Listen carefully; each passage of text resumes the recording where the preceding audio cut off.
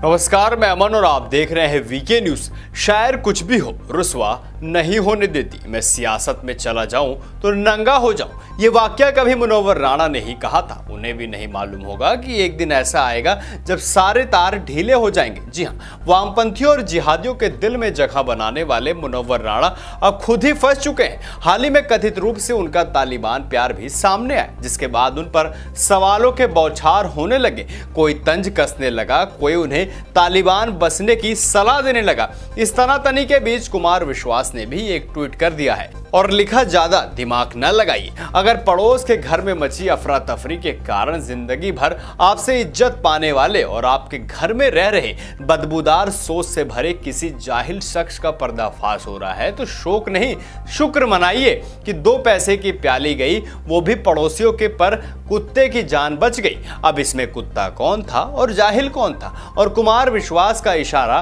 किस तरह था, ये आप ही समझिए। फिलहाल तो तालिबान के ऊपर विवादित बयान देने के बाद मशहूर शायर मुनव्वर राणा के सुर बदलने लगे हैं, उनके तेवर ढीले पड़ने लगे हैं। दरअसल मुनव्वर राणा ने कहा कि वो पीएम नरेंद्र मोदी से इश्क करते हैं और उनके तालिबान से ज्यादा हथियार भारत के माफियाओं के पास होने वाले बयान को गंभीरता से नहीं लेना चाहिए। कमाल है कि अब वो मोदी से इश्क कर बैठे हैं। इससे पहले उन्होंने कहा था कि तालिबान से ज्यादा हथियार भारत में रहने वाले माफियाओं के पास है। सिर्फ यही नहीं, उन पर तालिबान और महर्षि वाल्मीकि की तुलना करने का भी आरोप लगा था, जिसके बाद लखनऊ में उनके खिलाफ शिकायत भी दायर की गई। इस तरह की बयानबाजियों के बाद मुनव्वर को खूब ट्रोल किया गया और अब मुनव्वर ये कह रहे हैं कि हथियार वाली बात मैंने कही थी और इसे गंभीरता से लेना चाहिए, क्योंकि तालिबान एक जंगली कौम है और हिंदुस्तान एक मुल्क है। अगर 10 से 20 भी भारत में हथियार निकलते हैं तो ये बुरी बात है।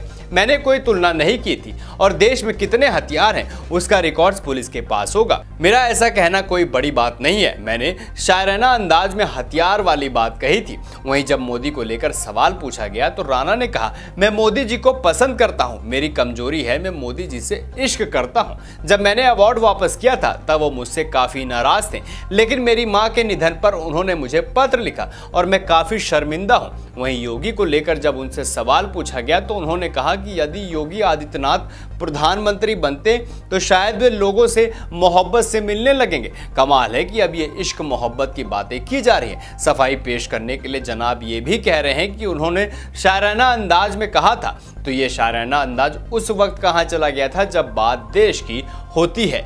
अब आपकी क्या राय इस पूरी खबर को लेकर हमें कमेंट सेक्शन में कमेंट करके जरूर बताइए और ऐसी तमाम बड़ी खबरों को देखने के लिए देखते रहें वीके न्यूज़।